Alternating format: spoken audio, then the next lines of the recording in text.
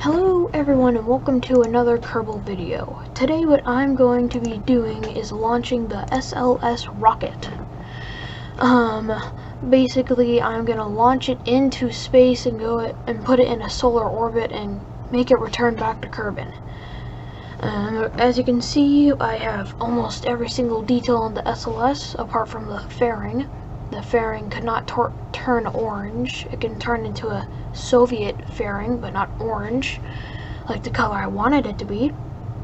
As you can see, we decoupled the solid rocket boosters that helped boost us into orbit, and now we're in our main stage, basically, flying up into orbit.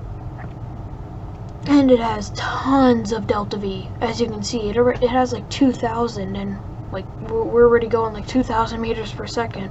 So this thing can probably blast us out of like Kerbin's sphere of influence without even staging. But yeah, as you can see, we're in the dark side of Kerbin. And as you probably know, the dark side of Kerbin and Kerbal Space Program, or any planet in Kerbal Space Program, is not that good for YouTube, because it's insanely dark. Even in my editing program, it's pretty dark. Okay, I'm about to do my orbital insertion burn, and there we go. And about to stage away that main stage. And I'm about to do an SLS animation type style thing, where I decouple the rocket, the thing that's gonna blast us into a solar orbit, like that. It was kind of amazing whenever I saw it. That fairing right there is holding that little rocket thing right there, and I was gonna return it back to Kerbin, and as you can clearly see, we have 2,600 meters per second here, but somehow we crash. I quick saved, but then I was like, it's kind of a stupid idea to return it, so I kind of just, it's just gone. As you can see, I quick saved, and we still have 1,000 meters per second of delta V left. We were going 100 meters per second. I don't even know how we didn't even make it. It just baffled me. Okay, and then as you can see, I have just enough delta V until the fuel's gone and everything is gone. So now I'm gonna have to go to the tracking station and get back to my satellite, or not my satellite, my crude thing. And as you can see, I tried deploying the solar panels manually, and I was like, oh yeah, I have an action group for that. So then I made them all go at once, and I set up a maneuver node, but I cut that out. I did not want you guys to be insanely bored. And we're gonna boost our way into a solar orbit with I forgot what the stage is called that's gonna blast me into an orbit. And here's where Kerbal Space Program gets a little glitchy. It said that I was gonna return back to Kerbin almost near instantaneously, but it turns out I needed to do two solar orbits to get back to Kerbin, which is basically 2 years worth of time. And I did my correction maneuver, and as you can see, we decoupled that stage, which was a huge mistake. I don't know how much of a mistake I could have made bigger, because this stage does not have enough delta V to, put us back into like Kerbin orbit or send us back into Kerbin's atmosphere. It was terrible.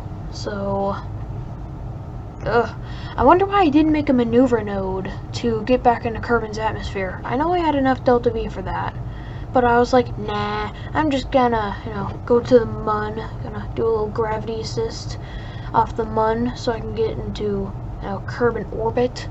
But that didn't happen, obviously. Kerbal Space Program is that way. Warp into our maneuver node, or correction maneuver node, to get closer to the mun, to, get a gravity assist. Okay. and I was seriously expecting to get an orbit using the Mun, because the Mun is pretty big and pretty massive compared to its like planet that it's orbiting. And I set up a whole bunch of maneuver nodes so I can get into a Kerbin orbit, but that didn't happen. Did not have enough delta V. Don't even have 500 meters per second.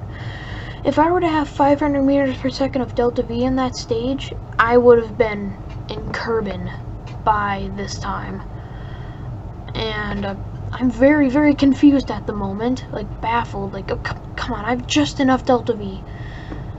And then in a few moments, you're gonna see me probably realizing, oh yeah, I can use a Kerbal to like propel me to a little Mun, little Kerbin orbit, or Kerbin return trajectory. Okay, we're flying by the Mun in real time. This is gonna be the only real time thing there is in this entire video. Okay, maneuver is in about now. And then I realized, oh yeah, my engine was like in low throttle. Then I have 7.3 meters per second of speed I have to go. And the Kerbal is just propelling us. And we're in 16 times speed right now. And now we're back at 8. And back at 16, I believe. Jerton Kerman is propelling this ship back to Kerbin. Oh, I should have cutted this part out, but it's already down to, this video's already down to 12 minutes, so nah. Plus the burn is already done, and we're in a return trajectory back to Kerbin. I was planning to use a Kerbal to make me not go so steep into Kerbin's atmosphere. As you can see, I was playing a maneuver node, but then I did it and then realized, oh yeah, that's not gonna work. Well, I believe this is the end of the video. I'll see you next time. Oh, wait. Oh, Kerbal Space Center is right there. Maybe I can do something a little creative before I end the video. I can rescue the Kerbals using a plane. But before we do that, we obviously have to plant a flag in our landing spot, because we always want to remember that. The first SLS system ever launched in this save. And there's the plane lifting off with Tandai Kerman. Right there, the pilot. And we're just gonna fly all the way to the command pod. And it's not, time is not gonna go this slow. I'm gonna speed it up pretty soon. Any second. There we go. And I target the flag, and I did not want that. I wanted to target the command pod, but that did not happen at all. The first flight to the command pod was kind of a wreck. I landed too far away, and I cut the throttle a little too early whenever I was going back to the Kerbal Space Center. And boom! Did a little hop there. And I did a little nose thing. Almost hit the nose into the ground. There's me trying to target the command pod, but it did not happen. And there we go. Deploying the ladder, and me trying to figure out how to transfer a Tandai Kerman to the other command thing. But it worked out. Everything's okay. And there's Jerton Kerman, the first of the 2 Kerbals that are gonna go inside the plane and go back to the Kerbal Space Center and go back home. And there's me heading back to the Kerbal Space Center. That's just about it. Heading back to the Kerbal Space Center. Nothing really wrong happens until before the landing road thing. I cut the throttle a little too soon, and then I almost land on the ground instead of the, landing strip. As you can see, I cut the throttle a little too early. I keep saying that. And I'm trying to engage the engine again so I can pick up some speed before I hit the landing road. I'm just gonna say landing road now, and then now I'm gonna correct myself soon. Then I was thinking, should I brake and then recover here, or should I turn over here and recover? So then I did that. I deploy the ladder, and Jerton Kerman comes on out, and I cannot recover him. So then I have to go back on the plane and recover the whole vessel.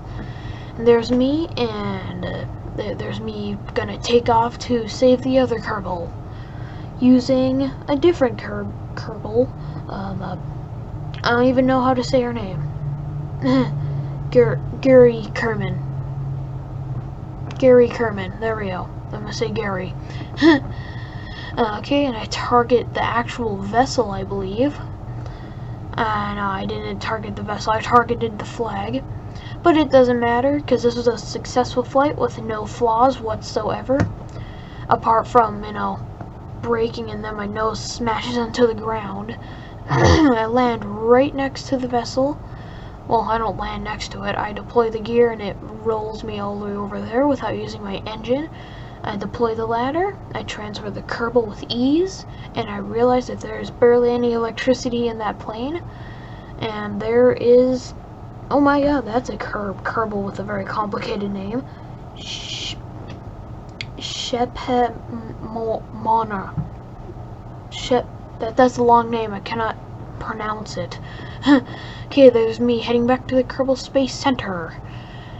And, well, if you enjoyed this video, why don't you give it a like or two. Make sure to subscribe, because I want to make my channel monetized so I can get some money, because I'm planning to move soon. And here's me with a perfect spot-on landing of the landing strip right there. Then I bonk right into it. Okay, I'm getting off track here. Make sure to subscribe and like and comment something on the video if you liked it. See ya.